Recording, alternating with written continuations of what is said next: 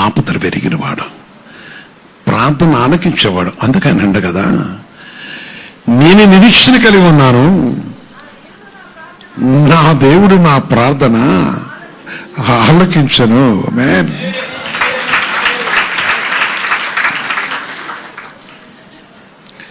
ఆలకించేవాడు ఆయన. ఆలకిస్తున్న కనుక నేటి వరకు బ్రతుకుతున్నా, ఆలకిస్తున్న కనుక మన అవసరం తీర్చబడుతున్నాయి, ఆలకిస్తున్న కనుక మనకు మేలు కలుగుతుంది. అందుకనే మన ప్రాణం తొందరపడకూడదు, ప్రభు కొరకు నిరీక్షణ కలిగి ఉండాలి. నా ప్రార్థన ఆలకించేవాడా, ఆలకిస్తానని చెప్పుతూ ఏమన్నాడంటే అక్కడ, నా శత్రువా, తొందరపడే శత్రువా, నిందనమపై శత్రువా, నా మీద అసూయపడుతున్న శత్రువా, నా విషయం గుంటలు దిగుతున్న శత్రువా, నా మీద పగబట్టే శత్రువా, నన్ను వేధించిన ఒక శత్రువా, నా శత్రువా. అలా కొన్నిసార్లు మన శరీరం మనకు శత్రువుగా మార్చబడుతుంది. కొన్నిసార్లు మన అంతరాత్మే అనగా మన రక్తమే అది మన శత్రుగా, దేవునికి శత్రుగా మారుస్తుంది. అందుకని సహోదరి సహోదరులారా, మన ప్రాంతం దాటిపోయేవాడు కాదమ్మా, ఆయన దాటిపోవడం. అందుకని నా శత్రువా,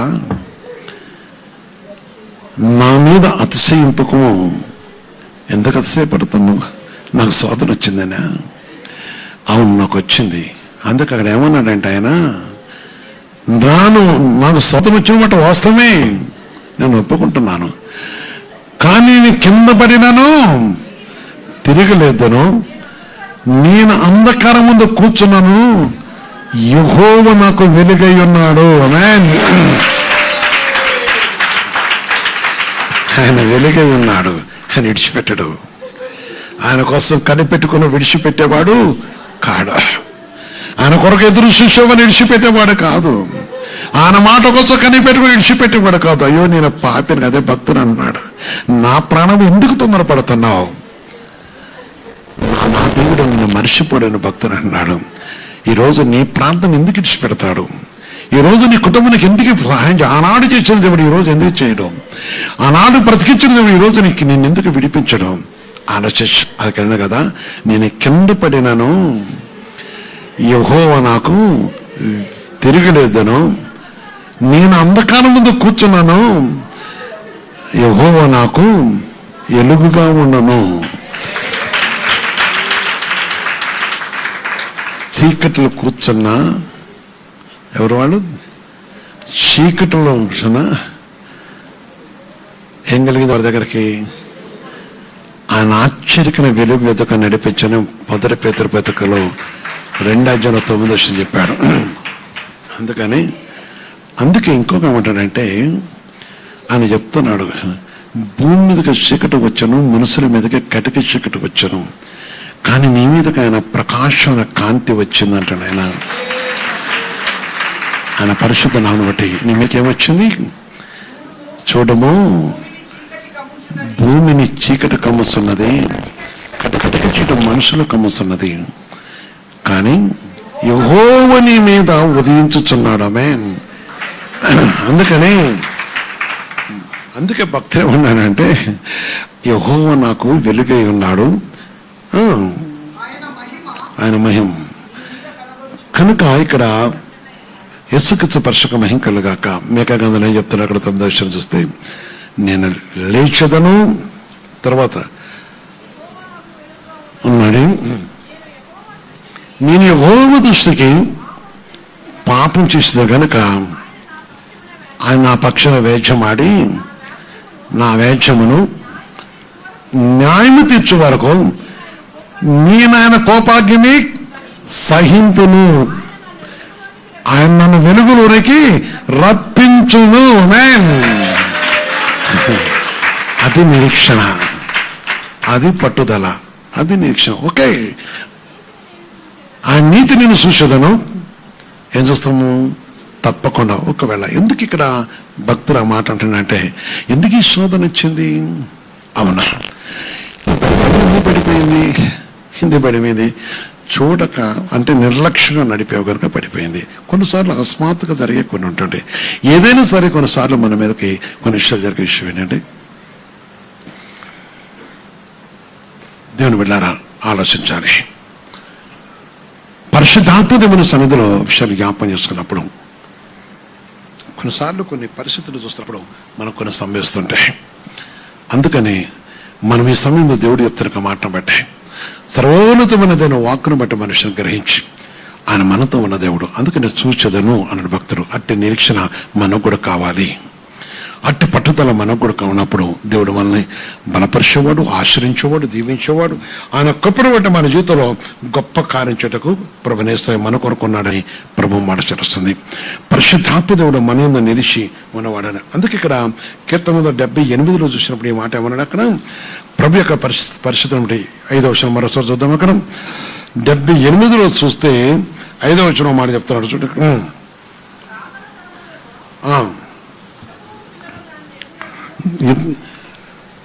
రాగల తరములలో దాన్ని ఎరిగినట్లను వారు లేచి తన పిల్లలకు తాను వివరించినట్లను మీరును దేవుని యందు నిరీక్షణ గలవారై, ఎవరెందు?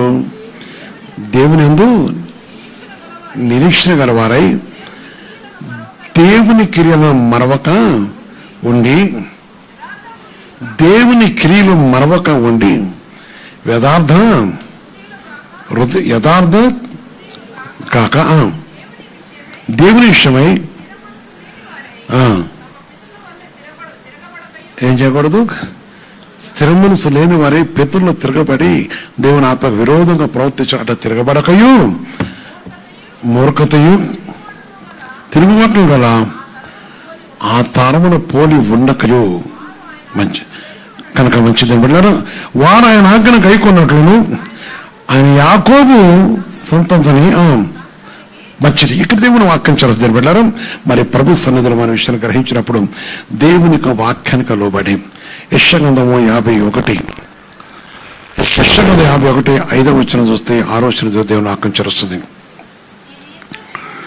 నేను ఏర్పరచుకున్న నీతి సమీపంగా ఉన్నది, నేను కలగజేయ రక్షణ ఏమవుతుంది? బయలుదేరుతున్నది. నేను ఏర్పరచుకున్న నీతి సమీపంగా ఉన్నది, నేను కలగజేయ రక్షణ బయలుదేరుతున్నది. నా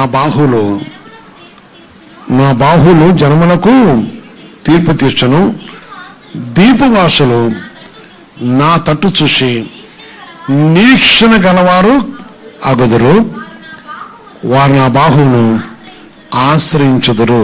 నిరీక్షణ గలవారు ఆశ్రయించినప్పుడు దేవుడు తప్పించే బాహువులు అంటే చేతులు, ఆయన చేతులను ఆశ్రయించి ఆయన మాట కోసం ఎదురు చూసి తప్పింపటకో విడిపింపటకో వారు విడిపించక ఆయన ఇష్టపడతారు. అందుకని నా బాహువులు ఆశ్రయించరు. కనుక దీని 6వ వచనం కూడా మాట చెప్తారు అక్కడ ప్రభు, ఆకాశం వైపు కన్నులెత్తడి, కింద భూమిని చూడడి, అంతరిక్షము పొగవలే అంతరాత్మను, భూమి వస్త్రం వలె పాతగిల్లిపోవును, అందరు నివాసులు అటువలే సరిపోదురు, నా రక్షణ నిత్యముండను, నా నీతి. ఎవరైతే దేవుని యొక్క బాహుసాటుకు వస్తున్నారో వాళ్ళని రక్షించేవాడు, వాళ్ళ రీత్యా నిరీక్షించేవారు, ఆయన నీతిని కొట్టివేసేవాడు కాడు. అందుకే వారికి న్యాయం జరుగుతుంది, అందుకే వారి వేళ తన కటాక్ష జరుగుతుంది. నా ప్రియమైన సహోదరి సోదర, అందుకే ఆయన మాట కోసం ఎదురు చూసినప్పుడు, ఆయన పరిశుద్ధ మాటను మనం లక్షించినప్పుడు, ఆయన కృపల సన్నిధి మనకు అనుగ్రహించి మనం ఆదరించడం కోసం ప్రభు ఇష్టపడుతున్నాడు కనుక ఈ మాటను బట్టి చూస్తున్నప్పుడు మనకు ఆనందం కలగజేసే దేవుడు, సంతోషం. అందుకే ఎదురు చూస్తే లోకసువార్త 24:21 చెప్తున్న మాట, లోకసువార్త 24:21 చూస్తే కూడా దేవుని వాక్యం చరుస్తుంది. ప్రియమైన సహోదరి సోదర,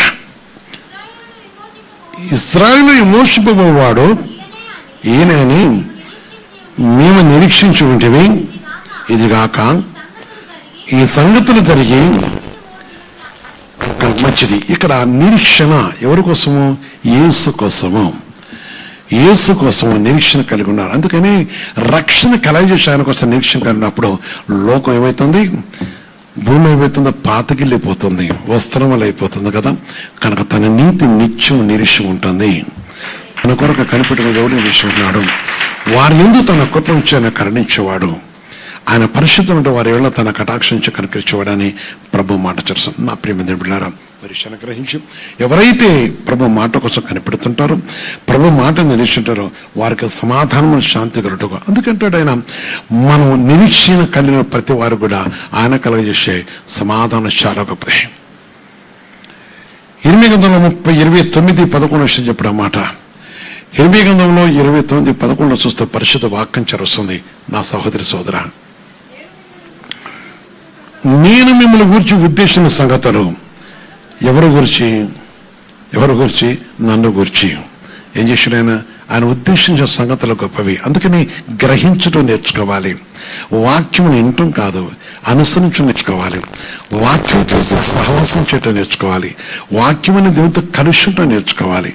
కలుస్తున్నప్పుడు దేవుడు ఆ మాట మనకు అర్థమవుతున్నది. మన గురించి ఆయన ఏమి ఉద్దేశిస్తున్నాడు, మన విషయం ఆయన ఏమి ఉద్దేశిస్తున్నాడో మనం చూస్తుంటే అక్కడ వాక్యం చేస్తామంటే అక్కడ రాబో కాలమందు నీకు నిరీక్షణ కలిగినట్లుగా అవి సమాధానకరమైనవే కానీ, ఉద్దేశంలో కానీ హానికరమైనవి కావు. ఆమేన్. యేసుక్రీస్తునికి మహిమ కలుగాక. ఏం కావవి? రాబో కాలమందు మీకు నిరీక్షణ కలిగినట్లు. అందుకని ప్రభు మాట కొరకు, ప్రభు వాక్ కోసం 17:16 కూడా చెప్తున్నాడు మాట. 17:16 కూడా చెప్తున్నాడు, మనకి సహాయం చేసే దేవుడు, మనకు తోడేమ దేవుడు, నిన్ను ఆదరించే దేవుడు, నిన్ను విడిపించే దేవుడు. దేవుని యొక్క పరిశుద్ధ వాక్యలో మనం చూస్తున్నప్పుడు దేవుని వాక్యం చేరుస్తుంది. అది 8:15 చూస్తే కూడా వాక్యం, నేను నిన్ను అనుసరించి కాపని ఉండట మానలేదు. ఏం మానలేదైనా? అనుసరించడం మానలేదు, దేవుడితో కలిసి ఉండటం మానలేదు. నిరీక్షణ కలిగి ఉన్నాడు. కష్టం వచ్చింది, నిరీక్షణ ఉన్నాడు. లేక బాధ వచ్చింది, నిరీక్షణ కలిగి ఉన్నాడు. నేను అనుసరించి నడుచడం మానలేదు. ఘోరమైన దినములు చూడవలనని నేను కోరలేదు. ఘోరమైన దినములు చూడవలని నేను కోరలేదు. నీకే తెలిసి ఉన్నది. నా నోటలో వచ్చు మాట, ఆమేన్, నేనేం మాట్లాడాను, ఆమేన్, ఏం మాట్లాడాను, ఏ విధంగా మాట్లాడాను నీ సన్నిధిలో ఉన్నదయ్యా. ఘోరమైన దినాలు చూడనాక నేనే కోరుకోవట్లేదు. ఎందుకంటే అందుకు ఆ భక్తుడు అంటాడు, పరిశుద్ధ పదంటే నువ్వు నివసించే పట్టణం కోసం ప్రార్థన చేయమన్నాడు. ఆయన పరిశుద్ధ సన్నిధిలో చూస్తే దేవుని కసంలో ఆ విషయాన్ని మనం జ్ఞాపం చేసుకున్నప్పుడు కారణం ఏంటి? ఘోరమైన దినాలు రావాలని ఎప్పుడు కోరుకోలేదు. అందుకే ఇక్కడ మనం చూసే విషయం మనకు కలిగిన ఆపద కాలమందు నీవే నా ఆశ్రయము, నాకు అధైర్యము, పుట్టుకోము. ఎందుకంటే నేనేమైనా నీకు తెలుసు. నిరీక్షణ, నేను ఎక్కడ పడిపోకుండా నా ప్రాణమా కృంగిపోకు. ఈరోజు అంశంలో చూసినప్పుడు అందుకే దేవుడితో ఆయన చెప్తాను, నేను అధైర్యం పుట్టకుండా నాకు కాపాడమని అడుగుతున్నాడు. అది యేసుప్రభు మాట అన్నాడు. యేసుప్రభు నమ్ముట నీ వల్ల అయితే నమ్మరు సమస్తం సాధ్యం. అప్పుడు ఆయన ఏమన్నాడు? ఆయన అపనమ్మకం రాకుండా కోసం నాకు సహాయం చేయమన్నాడు. ఆమేన్. అపనమ్మకం రాకుండా సహాయం చేయమన్నాడు. అందుకే అపనమ్మకం రాకుండా కోసం ఇక్కడ ఏం అడుగుతాను? నాకు అధైర్యం పుట్టించుకో, నాకు సహాయం దయచేయి, నీ పరిశుద్ధతను నా సహాయం చేయమని అడుగుతున్నాడు. పరిశుద్ధాత్మ దేవుని అడుగుతున్నాను. నా ప్రేమ బిడ్డలారా, ఆలోచించండి. ఈరోజు అధైర్యం పుట్టినప్పుడు అనర్థంలో ఎక్కడికో పరిగె అనేక సార్లు పాడైపోతుంటారు, చెదిరిపోతుంటారు. జీవితం నిరీక్షణ కోల్పోతే దైవ చిత్తాన్ని నెరవేర్చలేము. దేవునాత్మకు లోపడలేము. దేవునాత్మకు లోపడాలి. దేవునాత్మతో కలిసి ఉండాలి. దేవునాత్మతో సహవాసం చేయాలి. దేవునాత్మతో కలిసి ఉండాలి. ఆత్మతో నిరీక్షణ అంటే తప్పక నిరీక్షణ కావాలి. ప్రేమ సహస్ర ఆయన సర్వశక్తి గల దేవుడు. ఆయన మనం ప్రేమిస్తున్న దేవుడు. మనందు జాలి కలిగిన దేవుడు, మన మీద తన కృపనిచ్చిన దేవుడు కనుక దీన్ని బట్టి విషయం జ్ఞాపేసుకొని నేటి వరకు మన బిడ్డ తన సూప్తన అమూల్య ప్రేమను బట్టి. అందుకే దానియేలు దేవుని యొక్క సన్నిధిలో చూస్తున్నప్పుడు దానియేలు భక్తులు అడుగుతున్నాడు ఒక విషయంలో, ప్రభు వాక్యం మనం చూస్తే పరిశుద్ధ దేవుని యొక్క సన్నిధిలో చూస్తున్నాడు. దీన్ని బట్టి దానియేలు గ్రంథంలో చూస్తే 9:17-18 చూస్తే దేవుని వాక్యం చేరుస్తుంది. దానియేలు గ్రంథంలో మనం చూస్తున్నప్పుడు నిరీక్ష అంటే తను ఇప్పుడైతే మా దేవా దీన్ని బట్టి నీ దాసుడు చేయ ప్రార్థనను విజ్ఞాపనను ఆలకించి ప్రభు చిత్తానుసారముగా శిథిలమైపోయిన నీ పరిశుద్ధ స్థలం మీదకి నీ ముఖ ప్రకాశం రానేమో నిరీక్షణతో అడుగుతున్నాడు. శిథిలమైపోయిన విషయం, శిథిలమైపోయింది, పాడైపోయింది, తన పరిస్థితిని పాడైపోయింది, అడుగుతున్నాడు నీ రానిమని. మన జీవితంలో మనం ఏం చేయాలి? నీ కుటుంబ విషయాలు కానీ, సంఘ విషయాలు కానీ, అనేక విషయాలు కూడా మనం అడుగుటకు దేవుని దగ్గర మనం అడుక్కునే కృప దేవుడు మనకి ఇచ్చాడు కనుక, పరిశుద్ధాత్మ దేవుని సన్నిధిలో మనం అడుక్కునే కృప మనకు అనిపించాడు. అందుకని ఈరోజు పరలోక దేవుడు చెప్తున్న మాటను బట్టి, నా ప్రియమైన సహోదరి సోదరా, జీవన దేవుని యొక్క సన్నిధిని గ్రహించి వాక్యమైన దేవునితో కలిసి మన హృదయంలో ప్రభుత్వ సిద్ధపరచుకొని ఆయన మాట కోసం ఎదురు చూడాల్సిన బాధ్యత మనకున్నది. ఆయన కోసం కనిపెట్టుకో. అదే ఓషియా గ్రంథంలో అదే చెప్తున్న ఒక మాట చూస్తున్నప్పుడు ఆడ 18 ఒక మాట చూడండి. అక్కడ నీ గొప్ప కనికరను బట్టి నీవు నేను దేన్ని బట్టి ప్రార్థిస్తున్నారు? ఆయన ఎలాంటి వాడు? గొప్ప కనికరం గలవాడు. ఆయన ఎలాంటి వాడు? గొప్ప కనికరం గలవాడు. ఆయన పరిశుద్ధమైన సన్నిధిని విషయాన్ని గ్రహించి, సహోదరి సహోదర, నీ గొప్ప కనికరం బట్టి మేము ప్రార్థిస్తున్నాము. కానీ మా సునీతి కార్యం బట్టి నీ సన్నిధి నిలబడి ప్రార్థించటం లేదు. మ్యాన్ సునీతి, సొంత నీతిని బట్టి కాదు, ఆయన కృపను బట్టి అడుగుతున్నాడు. అందుకని పరిశుద్ధ దేవుని సన్నిధిలో మనం అడగవలసినది దేవుని దగ్గర మన సునీతిపై ఆధారపడటం కాదు, కానీ పరిశుద్ధ కనికిరి గల దేవుడని మనం అడుక్కోవటం, జాలి గల దేవుడని, దయసూపించే దేవుడని, కృపా కనికరి గలవాడని ఆయన అడుగుటకు దేవుడు మనకు అనుగ్రహించడం. ఈ పరిశుద్ధ నిరీక్షణ, మనిషికి నిరీక్షణ కలిగి ఉన్నప్పుడు దేవుడు ఈ కార్యములను సఫలం చేసేవాడు. నిరీక్షణతో ఎదురుస్తున్నప్పుడు దేవుడు మనల్ని ఆశ్రయించి దీవించేవాడు. దేవుడు తప్పగా నీ జీవితంలో కార్యం చేయటకు నిరీక్షణ ఉన్న దేవుడు. ఎవరైతే అడుగుతున్నారో వారి తన కృపను ఇచ్చినవాడు, ఎవరైతే ఎదురు చూస్తున్న వారి తన కటాక్షించిన వాడు.